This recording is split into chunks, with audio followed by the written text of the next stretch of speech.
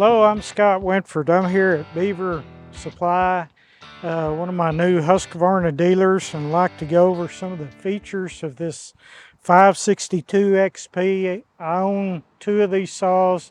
They're fabulous saws, probably the fastest 60 cubic inch chainsaw on the market. One of the safety features on this saw, it has an inertia chain brake. So that's in the disengage stage right there. If this chainsaw kicks back on you this way, your hand will trigger it. If it kicks back on you this way, the inertia of it will kick it and it'll automatically stop that chain. So it might come back and get you, but the chain's not traveling 60 miles an hour when it does it. So that's a great safety feature about this saw. Husqvarna came up with a feature that's probably the best thing that's happened to chainsaws in 40 years, and it's called air injection. And what this is they figured out that the air next to the flywheel fins is the cleanest air. Dirt and sawdust cannot penetrate that close to the flywheel without being blown away. So what they've done, they've run a tube and a scoop that runs really close to the flywheel, and so it actually shoots clean air up to the air filter box. So the air that gets to your air filter and goes through the carburetor and into this engine is clean air. It gives a little boost in horsepower. It's almost a turbo effect because you have a chamber here that the air is going to be forced into the machine.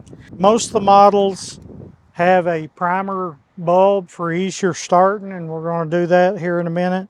No tools to get to your air filter here. You just clip these off. It's got steel spring mounts on it, which absorb more of the vibration than a rubber mount will. They're just a whole lot smoother to your hands. They've even thought of the bar nuts. These bar nuts, you unscrew them to take this off, but the bar nuts stay with the side plate, so you don't lose your bar nuts.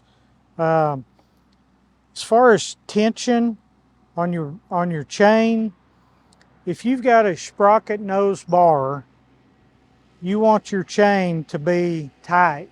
Now you don't want it to be too tight, but about like that is just about perfect. Now, just to demonstrate how to start this chainsaw, there's two different methods you can use. Back here you've got your on and off and choke. It's on the stop position right now.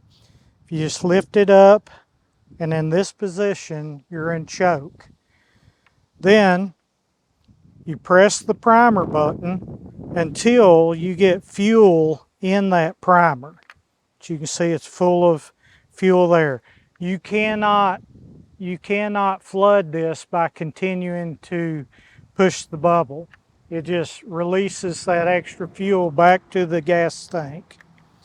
Then Husqvarna's are high revving, high compression chainsaws. They're probably the fastest chainsaws on the market. When you have a high compression chainsaw, most of them incorporate a compression release, so they're easier to pull to start them. So we'll do that. We'll press that in. Then we're gonna pull until we hear this engine hit. It'll just like try to start, but it doesn't. Did you hear that? That was the hit. So we take it off choke, down to the run position, go ahead and press the compression release in again so it'll be easy to pull.